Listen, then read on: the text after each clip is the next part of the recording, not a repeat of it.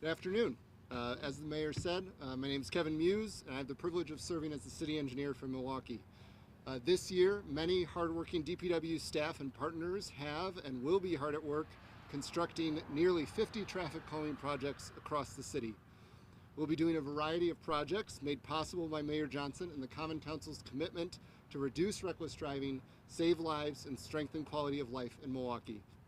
The projects include infrastructure like raised crosswalks and bump outs on busy streets near schools to slow driving speeds to protect kids and families going to and from school. Things like concrete bump outs near intersections to reduce passing on the right and protect people walking. This also includes full reconstruction projects where we get the chance to completely transform a street to become a true asset for nearby residents and the users of the street. This year's work will also include more projects than ever before to grow the city's protected bikeway network, as the mayor just mentioned, just like this project from last year here on Highland Boulevard. This project reduced the number of driving lanes on Highland to 1 in each direction, provided concrete and parking protected bike lanes from Vliet to 35th.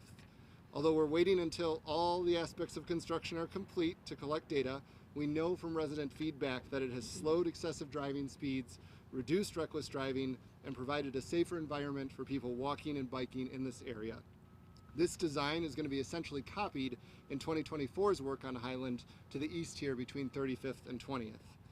We're excited to continue this work across the city and help the city achieve Vision Zero.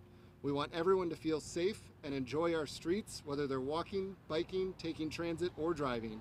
Thank you for joining us. I'm happy to turn it over to Lindsay St. Arnold Bell, who Milwaukee's very fortunate to have serve as the Executive Director for Near West Side Partners.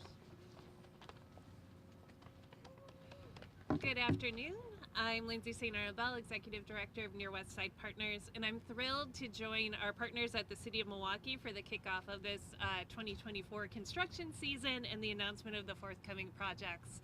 The city's investment in traffic calming measures like the parking protected bike lanes here on Highland Boulevard are an investment in Milwaukee residents and our neighborhoods. These improvements not only slow traffic, they also improve bike and pedestrian thoroughfares, allowing for improved transportation for all of our residents and recreation opportunities for our neighbors as well. Near West Side Partners looks forward to continuing our work with the City of Milwaukee Department of Public Works to improve safety and travel for drivers, bicyclists, and pedestrians alike. And now I'm happy to turn it over to Michael Anderson from the Wisconsin Bike Fed. Thank you, Lindsay. Michael Anderson, representing the Wisconsin Bike Fed and Milwaukee Public Schools Physical Education Department. We are really excited about the work that DPW has been doing around safe routes to school infrastructure projects. And when you look at their project list for the next year, you'll see in numerous schools on there. We've got a long way to go to improving child mobility in this city. This is a huge start. We're really grateful for the work that they've been doing at Golda Meir School and a project at Our Avenue School that's going to get constructed this summer. Every year the Bike Fed has about 300 kids in the city enrolled in bike camps. We've got expert instructors that help facilitate these rides. My first year as an instructor, we worked at Story School, just 2 blocks from here. We need to build a city where children don't need professional instructors to take them on rides. And this road diet here, this protected bike lane on Highland is really the beginning of that. It's only a quarter mile from their school to Washington Park. And now because of this bike lane, we're getting closer to having an all ages and ability network so that we can truly have a child-friendly city. So thank you to everybody for the work that you're doing here at DPW and to the mayor. And with that, I will pass it off to Alderman Murphy. Thank you, Mike, and I want to say thank you to Lindsay and Kevin and certainly the mayor and my colleague Alderman Bauman. We both, Alderman Bauman and I and Alderman Stamper, share this roadway from 35th Street all the way over to Vliet where the improvements have been made. And I can tell you we hear constantly every day from our constituents one of the key issues affecting their daily lives is the issue of reckless driving, whether it's the protection of themselves or their loved ones.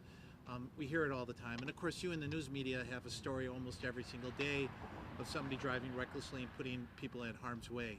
In 2020, the Common Council, along with the administration, approved a reckless driving report, of which I'm pleased to say that those recommendations are coming to fruition. And one of the key areas that we focused on was the area of engineering. We felt very strongly to change people's behavior. Certainly enforcement, accountability, and education are important, but sometimes you need to physically change the structure of the streets to force people to be better drivers. And this is one method that we are encouraging and supporting. In fact, we'll see 50 projects this year that we'll be implementing. So we've allocated several millions of dollars over the last several years to put these changes in place. And it's important also to evaluate them to see whether or not they're successful. So we recently passed legislation in the committee to make sure there's metrics to measure and effectuate and evaluate whether these programs are really accomplishing the goals who we want to. But I can tell you anecdotally, certainly citizens are very appreciative of what I've heard, not only just the drivers and pedestrians, but certainly members who are like in the Bike Federation who get to work on their bikes or certainly enjoy it, our city, just biking through our community. So I'm looking forward to seeing this project to its continuation, and hopefully we'll see a reduction in terms of the accidents we see on our city streets. And it's my pleasure to introduce the Alderman who has been a very vocal supporter of this as chairman of the Public Works Committee, Alderman Robert Bauman. Thank you, Alderman Murphy. Reckless driving, to echo what Alderman Murphy said, is probably the greatest source of complaints that we get in our offices. And not just that, we see it with our own eyes, we experience it when we ourselves are on the roads, and we of course see it on the news on a regular basis. Some of the horrific traffic crashes, the fatalities, the injuries. Highland Boulevard, for example, is a very good example. It's a very wide street from 35th all the way down to 12th Street. It was widened. Part of it was an original boulevard, but going back to the 1890s from 35th to 27th. But east of 27th, it was widened in connection with urban renewal in the 1960s and 70s. And it's a very wide street. It's a relatively low volume street. As a result, it's a racetrack. I frequently get complaints from residents about vehicles traveling 50, 60, 70 miles an hour on Highland Boulevard. They're not even being chased. That's just the normal speeds that they're driving, not even a police chase situation. There's been tremendous crashes, horrific crashes at 20th and Highland, for example. So part of this project, 8 of these projects are in the 4th Aldermanic District. One of them will involve Highland Boulevard and Highland Avenue from 35th all the way to 20th. Basically the treatment you see behind us, narrowing it to one lane, providing parking outside of the bike lane, or inside of the bike lane rather, which provides friction for the vehicles in the travel lane and protection for the bike lanes as well, because those parked cars serve as a buffer. We've been pushing for these changes for a long time. The engineering takes time. I want to congratulate the Department of Public Works and the Mayor's office for making these projects a priority, because our citizens are desperate for relief. And as a dividend of these projects, we're also seeing significant improvements in our bicycle infrastructure, protected bicycle lanes, which substantially increase safety and frankly encourage bicycle use. Because right now on a lot of our streets, it's actually not very safe to be riding a bicycle. And of course, along the way, pedestrians benefit as well by narrowing intersections, by narrowing the distance pedestrians have to cross the street, by reducing the speed of cars. We're enhancing pedestrian safeties as well. So this is a win-win across the board. And again, I want to thank the department, in particular, Department of Public Works, for their energy and the priority they've placed on these projects. A lot of engineering has had to gone into these projects, but now in 2024, we're going to see a lot of work on the city of Milwaukee streets. So thank you. And I think the mayor has some closing remarks. So Mayor, close it off for us. I do. Thank you. Thank you so much, Alderman Bauman. I appreciate the support, not just that you've provided as chairman of the Public Works Committee, but the Common Council as a whole. So thank you so much. So the plans that you see here today have multiple funding sources. I want to particularly call out the federal help that we've received from President Joe Biden's administration. We've also dedicated significant sums of money to various projects through our tax incremental financing districts. And as the city grows, we're investing in neighborhood improvements. I'll wrap it up with this. Milwaukee's roadways will be safer.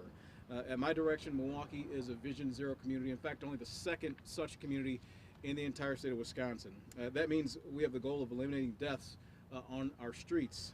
Is it ambitious? Absolutely is. It's 100% ambitious for us, but it is a cause worthy of all of our endeavors. And so again, I want to thank the alders who are present, Alderman Michael Murphy, who has worked on working to make sure that our streets are safer for all users for many, many years. Of course, Alderman Bauman's leadership at the Committee for Public Works, and of course the folks over at the Department of Public Works, the Bike Fed, and the Near West Side, all of our community partners who are working with us each and every single day to make Milwaukee a safer place for everybody and all users of the roadway. And with that, we'll take a couple questions. Question for DPW.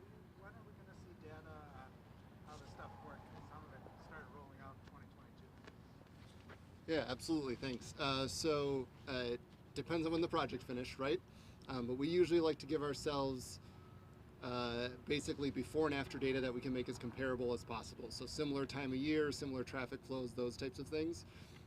For this project here, there's actually one element that's not done, which is we're going to be building bus boarding islands right here that'll allow people boarding the bus to be closer to the bus, and will again encourage more traffic calming. So once that work is done, we'll probably give it until the middle of the summer, and then we'll collect after data for this project here. We do have, I can follow up with you, Jeremy. We do have examples from other projects that were completed earlier before this one that has before and after data collected. What were some common characteristics of the 50 projects you've chosen? What helped go into your decisions? Sure. So the city has, there's a number of things we can look at. So some of these projects, it's limited by funding source. We don't always have the flexibility to do exactly what we would want, but the city has a Complete Streets handbook that was implemented following the adoption of the Complete Streets policy. And that handbook has a project prioritization process.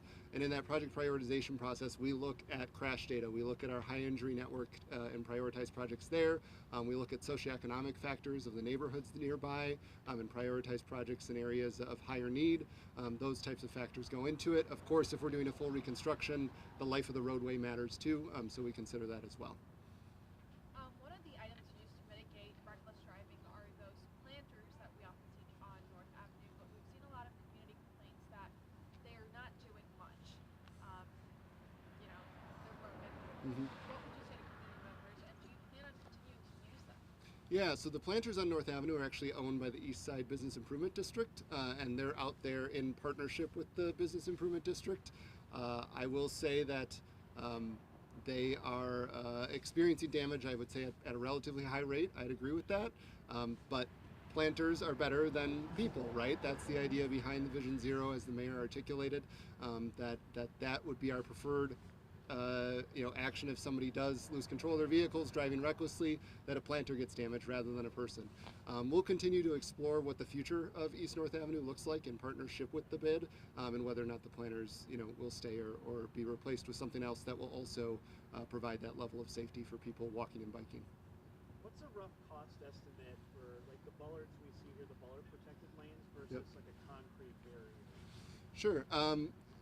It's difficult to provide direct comparisons. So one of these islands, like we have right here, that's about $6,000 an island, roughly.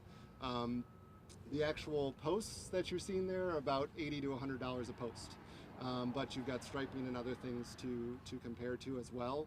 When we're looking at a design like this, what we're focused on is, again, shrinking the crossing distance at the intersections. So that's why we prioritize the more expensive concrete near the intersections. It also slows right turning movements, which protects people that are in the bike lane and protects people at the crosswalk here, like where we're standing here. When it comes to that compared to running concrete along the entire way, it would be ideal if we could. But that is a trade-off in that cost, and we think the safety benefit, where there's parked cars, those parked cars can provide a similar safety benefit as running concrete islands the whole way. Is that something that might be considered in the future? Absolutely. Yep. As resources allow, we'd look to do that. We hear some cynical comments about the plastic hose, for instance. I'm sure you do too. Yeah. As far as what's that going to do, what's that going to stop. You do see some of them mangled, but I guess for the cynical, what would you say about what you're seeing behaviors change even because of a plastic hose? Yeah, so we do have some before and after data.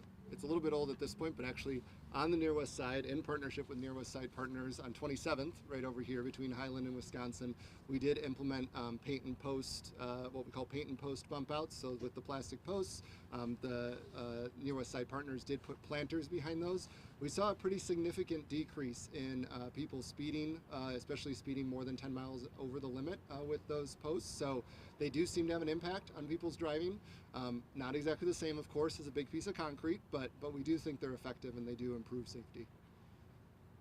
I might add, it stopped driving on the sidewalk. We literally had situations where people drove on the sidewalk along on 27th Street. Those planters have stopped the right-hand passing. Those planters have significantly slowed traffic to the point of almost inducing congestion. I see it all the time. 3 o'clock in the afternoon, between 3 and 5, you'll see a backup at every single traffic light because it's one lane. Yes, does that delay people's trip? Maybe a little bit, but it also puts everybody driving at 15, 20, 25 miles an hour. Nobody's going to get killed. Nobody's going to be T-boned. Nobody's going to the hospital at those speeds. And we had complaints. Well, this slows down my travel. And as the police chief told us at the birthday party, that's precisely the point. Sorry. We have to put an end to these deaths on these highways because it's tragic and there's absolutely no need for it. There's this long list of projects right here. Is there like a general cost of how much money is going towards this whole list for this year? Kevin? We could follow up with that. I'll have to check. Yeah. Thank you. All right. Thank you. All right. Very good. Thank you. And then guys, just so we can get a little video of the